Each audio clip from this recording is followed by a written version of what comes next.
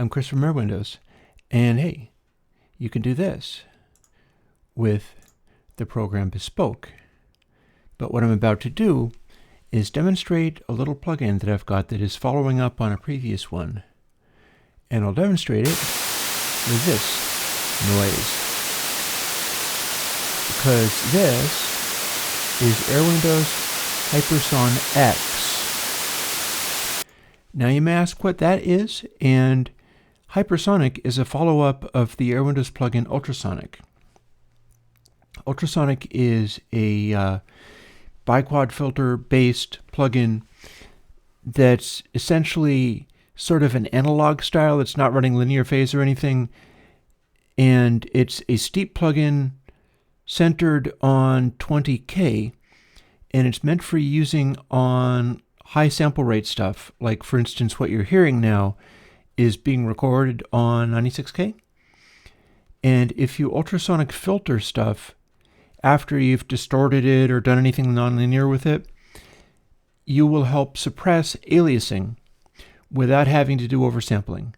It's like you're basically doing the filtering part of oversampling without the oversampling, and that lets you get results without doing as much processing. Here is what Hypersonic does to the audio. As you can see, we've got a nice slow reaction here, and it filters stuff very steeply because, unlike ultrasonic, Hypersonic is using 7 stages of filtering to make, I think it turned out to be a 14th order Butterworth filter. It's real steep. It's not a brick wall, but unlike brick walls, it doesn't have messy stuff in the stop band. It's got a really clean stop band. That's, I think it's quieter than 168 dB below zero. So what's HypersonX? HypersonX is kind of like the ultrasonic plugin. You're supposed to use one of each letter somewhere in your mix. So you might have Reso A first before anything on your channel, and then Reso B halfway through your channel after you did something, and Reso 3 at the end of your channel, and then Reso D here at the beginning of the submix, then say Reso E at the end of the submix, then you got Reso F, and lastly Reso G perhaps at the very end of your 2-bus. The idea is that you'll need to scatter these throughout your mix, and they will combine into this. Now, why does that matter? The point being, see, I'll use the top of this as a ruler. This is analog noise, by the way, so if it's not perfectly flat, that's because it's not digital noise. It is analog noise. It's going up to 20K, and you can see at around 25K it starts rolling off, but the nature of Butterworth filters is that it's not a brick wall. There's no point here. So it'll start softening the extreme highs as it goes into this place. And the reason I've got so many stages of filtering in there is because it helps me go into that high frequency zone with the least change possible. It needs to not move as it goes right up to 20K and a little ways beyond. This also rolls off as quickly or as thoroughly as ultrasonic did, but where ultrasonic started at 20K and you could notice it starting to roll off, and some people could hear that because some people are good at hearing the really high frequencies. This one goes to the same place at the full cancellation, but it stretches out a little bit farther before doing so.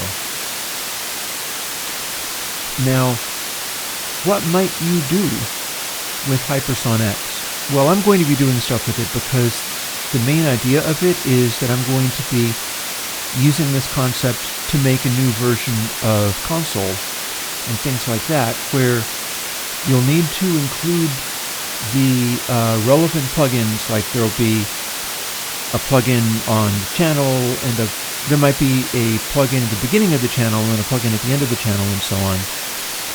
each with whatever is needed to make it sound as much as possible like whatever console I'm emulating.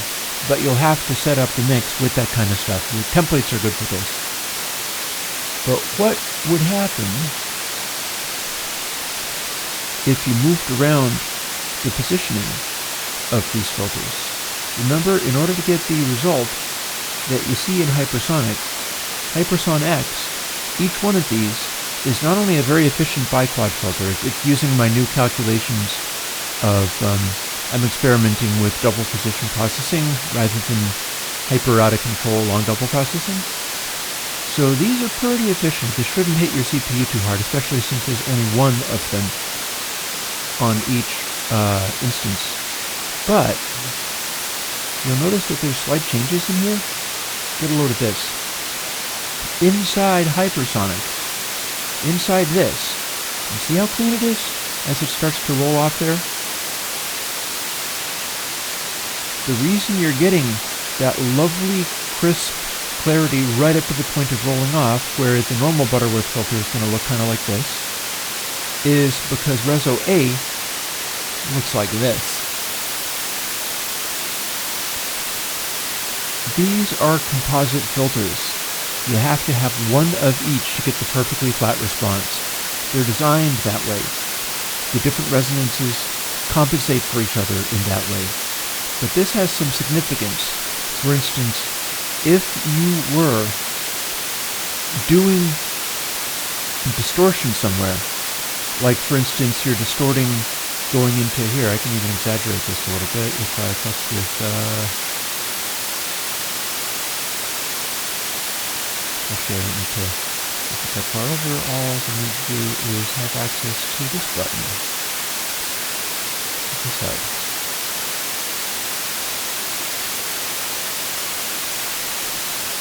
So, Hypersonic is lovely and clean. You can see it's falling off at the relevant place, which is about 25K. It's not doing anything weird to the super highs, but that's because the very resonant filter that HypersonX A does is compensated for by all the other ones. Again, I can show this. And if we engage this, see how at the 20K point, it starts to sag a little bit when you engage it. This is why ultrasonic medium and ultrasonic light didn't work the way I intended. If you have a whole bunch of these stacked up, they're all going to sag as much in the same place, and it will stack, and it'll sag even more. But if you're doing Reso A, it's quite the opposite. It's sort of anti-sagging. And when you combine the filters into a composite filter, and you can do that anywhere through your mix bus, you can follow through the project and place one of Reso A, one of Reso B, one of Reso C, anywhere, and you get to reuse them if all the channels have Reso A on it, but only the 2 bus has Reso G, then you only need to run one instance of Reso G, and the channels will all get Reso A. And that means that if you have a completely linear system, like if you were not changing levels or distorting anything, all of this will come out to exactly the same frequency response as it was when it went in. They very accurately compensate for each other. Here, Reso B is very slightly boosted, but not even so much. They're all compensating for Reso A. Now here's where it gets interesting, and this is the kind of stuff I'm going to be experimenting with as I design new console instances. What if you hit Reso E first on the channel, and then the very end is Reso A on the end of the 2 bus? What happens? I'll tell you what happens. Everything inside the 2 bus and all of your processing, any nonlinearities, any details, and extra things going on will end up getting a boost, but the signals going through the whole system will remain flat because they're being pre-compensated. They're going through the initial low resonance stage, and then at the very end, you're kind of hyping up everything that you've done processing-wise. Now, if you're doing a setup where you'd like it to have a sort of soft analog sound, this is a really good way to do it. You can pre-emphasize the sounds going into distortions, and I've got a distortion coming that you might enjoy called Edge that uses this technique. And then everything after that point, like you're doing this before hitting the distortion, and then everything after the distortion turns into a roll-off, turns into taking some of those artifacts and doing the overall really steep fall-off of anything that's going to be aliasing. So this is a good system for using lots of little places with distortion in them. Again, you can use this in conjunction with the original Purist console if you're interested in experimenting with that.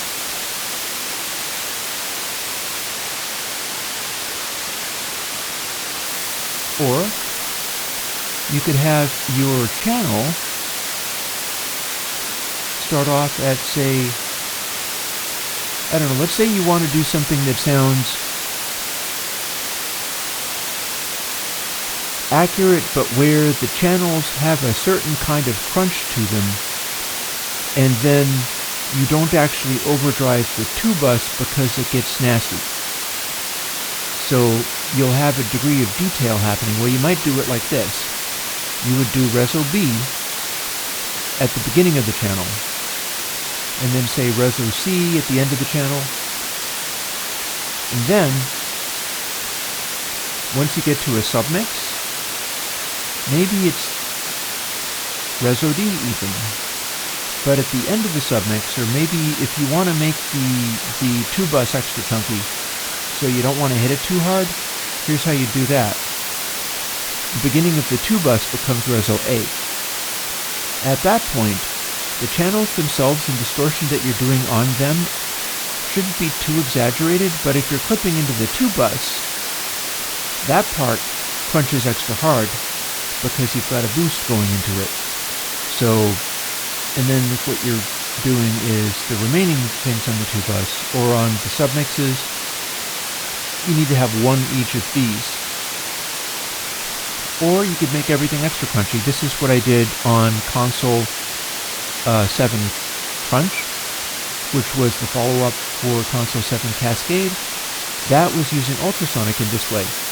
Console 7 Cascade started out with this high boost and then continually lowered them as it added extra stages of distortion, and that caused it to have that smooth sound that it has. It will not come forwards if you clip it. But Console 7 Crunch starts out with the darkest possible sound. And remember, this is all in ultrasonic frequencies. You might not hear this directly, but it should have an effect.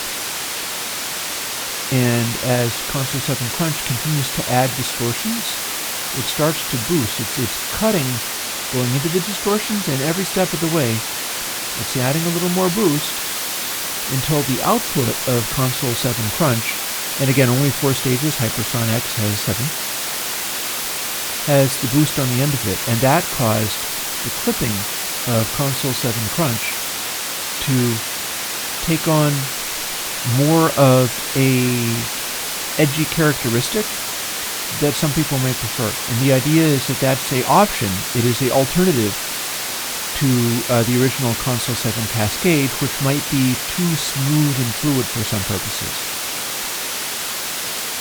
So this is your new toy, if you like fooling with these kinds of things. If you don't, I will do that for you and give you systems of plugins that you set up, and you just set them up the way that I do it, and it will handle all of this for you.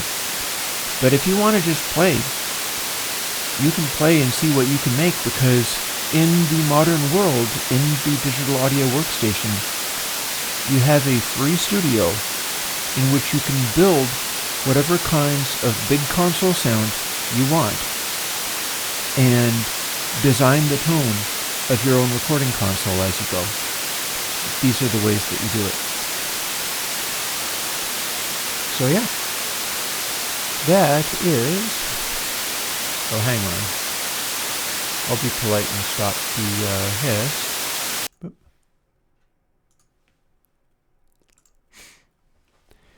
That is HypersonX. Again, there are two ways that it's different from UltrasonX. One, the HypersonX is using 7 stages of filtering instead of only 5. That means you have to find 7 places for these little tiny filtering plugins, which are meant to be much lower CPU than like you could in theory continue using multiple Hypersonics or multiple ultrasonics, and that will have less of an effect, ironically, than if you were using, say, ultrasonic medium or ultrasonic light, because those, like I showed you, are using the Butterworth style filter. It doesn't have that resonant quality about it, so it doesn't have the steep kind of drop off right to the edge of the passband. So HypersonX, you need to find a space for 7 individual little plugins, and then it will replicate what Hypersonic does. And then if you wanted to add another instance of Hypersonic somewhere, you could do that. But the idea is you should be able to run this on a 96K mix, repress aliasing very effectively with it, while not overprocessing. You should be able to get a really raw, organic analog sound out of it without an excessively like digital seeming overprocessed kind of thing. It needs to not seem plastic. It needs to have attitude. And the other part of what HypersonX does is rather than just having the 7 filters, it's also cutting off a little bit higher. So it's not only falling off more steeply due to being a 14 order filter instead of just a 10 order filter, it's also cutting off a little higher. It's cutting off around 25K rather than only 20K. That should be enough so that people who are having issues with ultrasonic, and especially ultrasonic medium and light, because it started to soften and roll off around 20K, and some people can still hear that, this one should have you covered. I think this one will do a good job at not getting in the way. Also, I should point out that when I do come up with another version of console, I've kind of promised that I'm going to try to do a Mackie 8 bus for console 8. And I've got ideas in mind for other ones that I can do, but those are often analog consoles. For that reason, generally they don't necessarily give you up to 20K. There haven't been that many analog consoles that were really great at giving you straight up supersonic frequencies cleanly and smoothly and accurately. A lot of the stuff that you run into starts rolling off a lot sooner than that. That's part of the analog sound. And anything that I do with regard to a console version is probably going to be getting this sound. It's going to have the kinds of distortions that it needs to have. It's going to, like my emulation stuff has gone in interesting directions. I've done attempts at Z-plane filters, which stand in their own right, although there are people who aren't convinced that they're exactly the same as the E6400 Ultra sampler, which I compared them to and tried to make it sound as much as I could like it. Same people sometimes get really into my Mackie and Mackie Q plugins because it was a bit of a simpler process getting there. Well, I want to go back into the console modeling thing, and that's more like the Mackie than it is like trying to do an entire sampler. That said, if you're interested in me doing a sampler, I would like to ask whether people will accept an ASR10. I can't get a EMU SP12 or SP1200. Those are too unaffordable. I'm not saving up money fast enough to be able to do it, but I think I'm within striking range of an ASR10. And if you would like that as a sampler that I can do my level best to try to model, I'll be happy to give it a try. But I'm also thinking in terms of these consoles. And one more thing. I have spent some time today setting up and recording and backing up the entire Airwindows code base for all the little plugins and everything, and everything that I released previous to the last few plugins, namely Hypersonic and HypersonX, because these are the ones where I started using the double precision bus, which some people already consider excessive. I don't. But using that instead of long double buses. I did the math, and I thought that the excessiveness of the long double bus, neat though it is, I can probably get the plugins from 2 to 5 times more efficient, which will be really good for people trying to run at like 96K, by running with the double precision processing. And especially if you're in a double precision DAW, that means that the output doesn't actually have to dither to that at all, because that's the native, it's the native bus for what Airwindows plugins will be. And so I've backed all of this stuff up, and I'm going to make it available to people, because I am going to go in and start updating every plugin with double instead of long double, so that no matter what you do and no matter how many obscure plugins you use, I should be able to make them all 2 to 5 times more efficient. And that will start to get real fun for people, because you probably didn't realize how efficient my stuff ran, seeing as it's been spending a lot of time mangling little tiny bits down around the heat death of the universe kind of energy levels. And we can do that. We've been doing that this entire time. But I have a suspicion that it's going to sound exactly the same for all practical purposes, but I can run a lot more efficiently. And that's why I backed everything up, is because my intention is you should be able to compare. Like, maybe I'm not putting out special long double versions of new plugins coming up. Some of them are running a lot of processing, so I'm kind of needing to take advantage of the new gains in efficiency. But you should still be able to download that stuff. I'm not going to make it go away. So there will be downloads, and there will be the source code of everything that I've done up to this point, which is hundreds of plugins, while I get into the process of updating and recompiling everything with the new efficiency. Bear with me on that one, because it's going to be a big job. It's going to be as big of a job as when I port to the new format clap, which is going to be another interesting thing. On that note, thank you very much. All of this is being supported by Patreon. The Patreon is not letting me save up for an eMuse SP1200, but I mean, who can get those anyway? You can't, those are investment vehicles now. But it lets me continue doing this work, and it lets me do this work full time.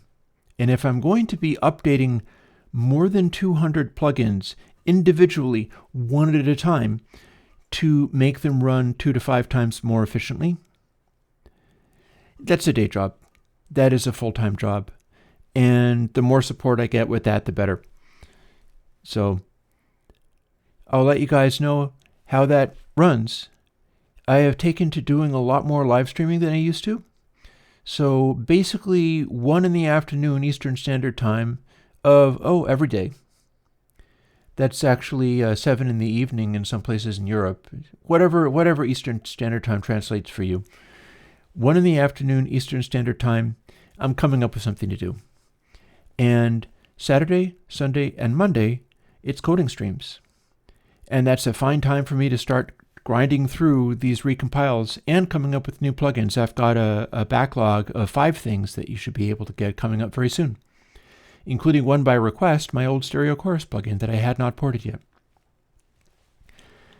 And then Tuesday, Wednesday, Thursday, and Friday, I will be doing some kind of music making kind of thing. People aren't necessarily always that enthusiastic about it, but I've been going that way for some time. And I'm zeroing in on the kinds of noises I like to make. More relevantly, that's my test bed for the way I get the plugins to sound the way that they do. Like with the new arrangement of plugins running double precision, that's going to be the litmus test. The other day, I think it was Friday or whatever, I had a bit of a train wreck. I did a jam that I thought went terribly, and it's because I was trying to do psytrance music but play lead guitars over it. And I was using a analog synth to do the psytrance, which is my first mistake because you can't do that. It needs to be a lot more accurate. And I had reverb and I had an analog sounding mix bus that I have going in the box. And I was in the Lydian mode, which I haven't played in very often, and was just very disappointed with the musical qualities of what I had done. But the tone that I was getting out of the guitar, which is a real guitar going through a real pedal board into a real amplifier and a real Celestian Heritage Greenback speaker, that was nailing it, in my opinion. And that's what I have to double or support with the plugins. The plugins have to be able to give me what I can get out of the real deal. That's the whole purpose. Because plugins don't necessarily give you that. I mean, I tried to get that out of the Z-Plane filters, and I think that they're worthy in their own right. I've been told that they're not exactly like a real deal sampler. And it's not, you don't necessarily get analog sounds out of in-the-box stuff as much as people like to claim that you do. But certain kinds of those classic analog sounds, I can. And I will. And that's my focus going forwards. So, thank you for your attention. I'll keep this ball rolling. And I'll talk to you later. Or maybe see some of you at 1 o'clock in the afternoon Eastern Standard Time tomorrow, because I'll be doing another coding stream tomorrow on Twitch and YouTube. By the way, anybody who likes Twitch, you will definitely help me by watching on Twitch, because I don't have a Twitch following, and we can get things like emotes or whatever if people actually show up. We'll see. It's for a purpose anyhow, so it doesn't matter. Anyways, thank you, and I'll talk to you later. Bye-bye.